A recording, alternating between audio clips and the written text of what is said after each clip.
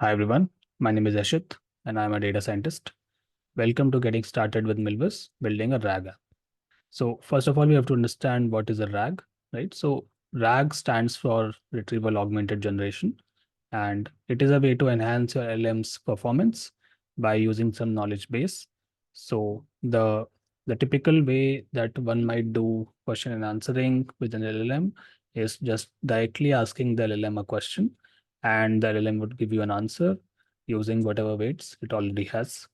But what happens is that the LLM has been trained, usually trained on some outdated data, and the answer that you would end up getting will not be the most updated answer that you can get. And so a way to get around this is to use a knowledge base and vectorize it using some embeddings and store it in a vector database. So you can give it some extra context to the LLM while querying the LLM. So if you can see, this is a diagram given by LangChain, and what this means is you have this LLM and it has been pre-trained on some massive data set, and we have some updated knowledge base which can be dynamic, and you can frequently update it so that you can get the most updated answer as possible. So when the user queries it, it first searches the relevant data within the updated knowledge base and attaches some context regarding your query along with the query, which is given to the LLM. Now the LLM provides you the answer, and so this is how the whole RAG pipeline works. So let's see how we can build this using Milvus. So we'll be using OpenAI's GPT 3.5 as the LLM. This is GPT 3.5 Turbo. And so let's get started. First thing first, I've already run, no, I have not run the Milvus Docker image yet. So let me do that.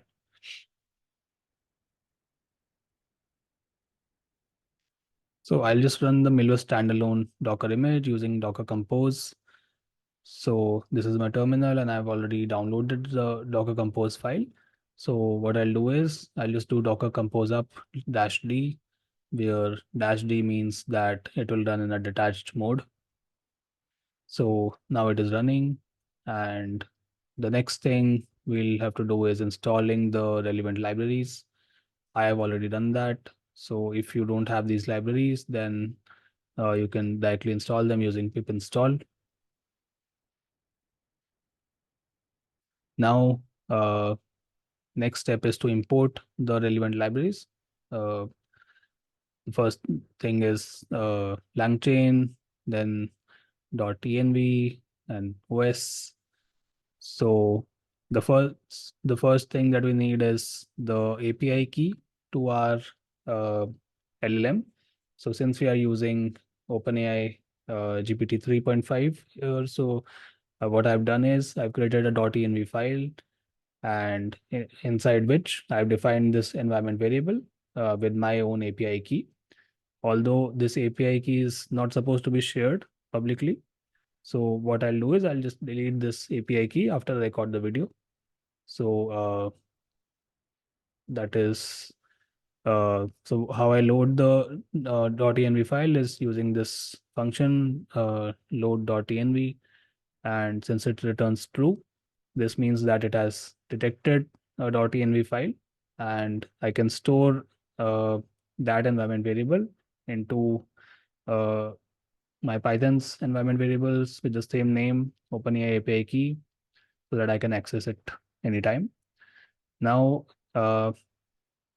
next step is the template of the prompt, which is uh, below is an instruction that describes a task, write a response that appropriately completes the request. This is, and then the instruction and then the response. So this is how I create a prompt template using a LangChain method.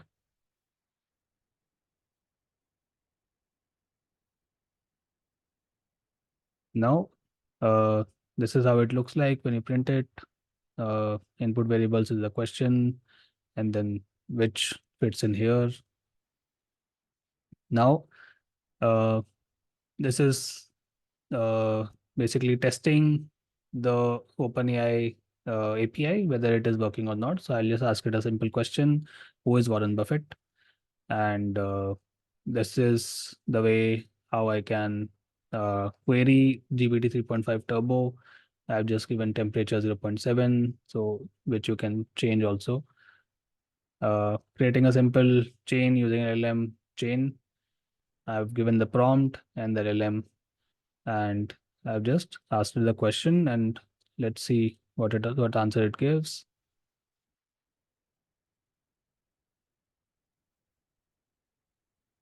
So it looks like a good answer to the question I asked.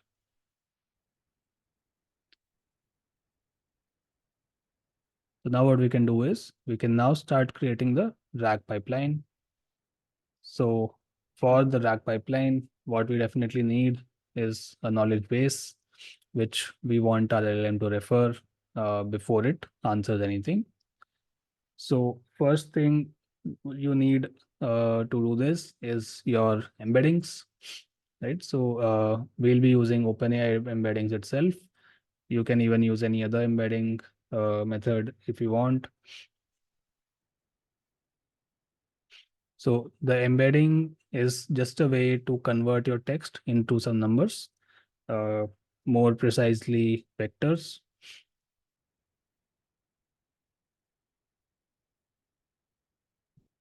So this is what I'm trying to import here.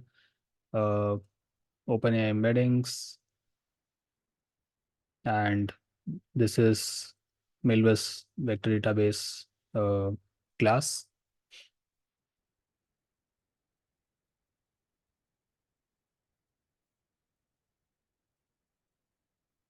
Now let me just run all of these.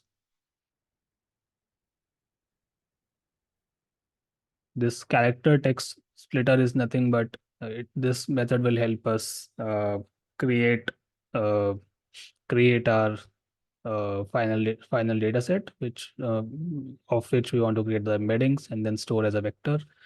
These are my data files, uh, which I want to store in my vector database.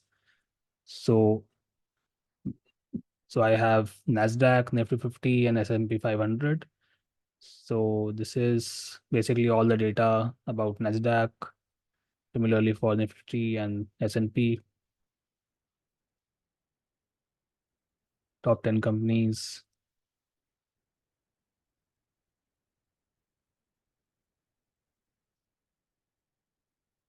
So now we have the knowledge base, and which we want our LLM to refer before answering anything. So what we are now doing is we'll just convert our whole knowledge base into some chunks so that it is easier for our LLM to search and retrieve them. So this is a piece of code that I've taken from the Milvus GitHub repository, and it makes my job a lot easier.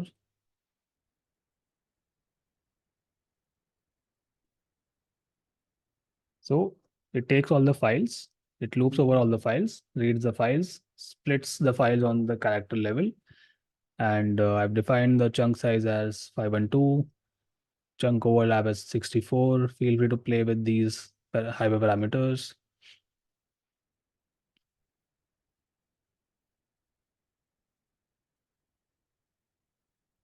You can see how each of these look, and now let's create the vectors out of all these chunks that we have created.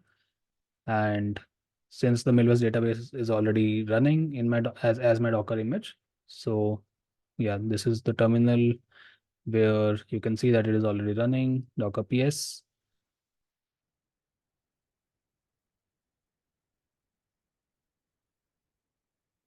So you can see about, I think, 3 containers are already running, right? So these three belong to Milvus vector database 8 minutes ago. Now let's actually, this code actually creates the embeddings, stores the embeddings in the actual database. and this took 5 seconds to run. So this is the part that might actually take a little bit of time for you if your knowledge base is too big. Collection name can be anything of your choice.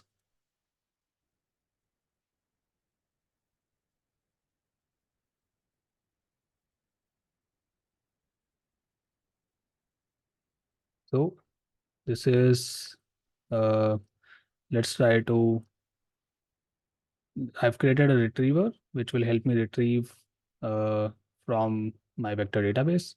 This is now the new template uh, for my question, for my any future questions. Answer the question based only on the following context. Then will come the context and then the actual question. So this context is what we'll retrieve from the vector database so that the LLM can refer that while answering. Right. So here I've created a chain which takes in the context and the question as the input, and uh, then actually it goes to the LLM.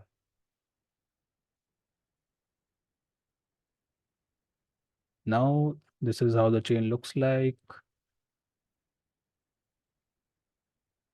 First thing is the context, then the question, then the prompt template, then the actual LLM, and then a output parser so that we can actually see it in a human readable form, the LLM's output.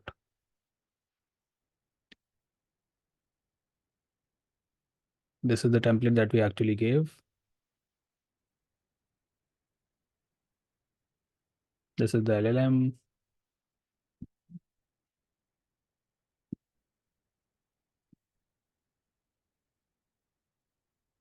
Right now, let's see if we can ask it a question.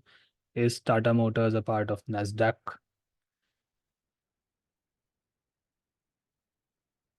So we use chain.invoke method to uh, call our chain. So the answer it gave is no. Tata Motors is not a part of NASDAQ. Um, let's try to ask another question, or let's just check whether. Okay, let's ask another question. Is Apple a part of NASDAQ? Yes, Apple is a part of NASDAQ and a percentage share of 10.82%. Let's try to verify whether that is correct or not. Okay, so in nasdaq.tst, we can actually see that it actually was able to retrieve the correct information. Although when GPT 3.5 Turbo was trained, it might not have had the same percentage share in NASDAQ. Same question for Tesla. Its percentage share is 3.21% as of so and so date. Let's see if this percentage matches with our knowledge base or not. Uh, the last question is Tata Motors a part of Nifty? If you see in nifty50.txt,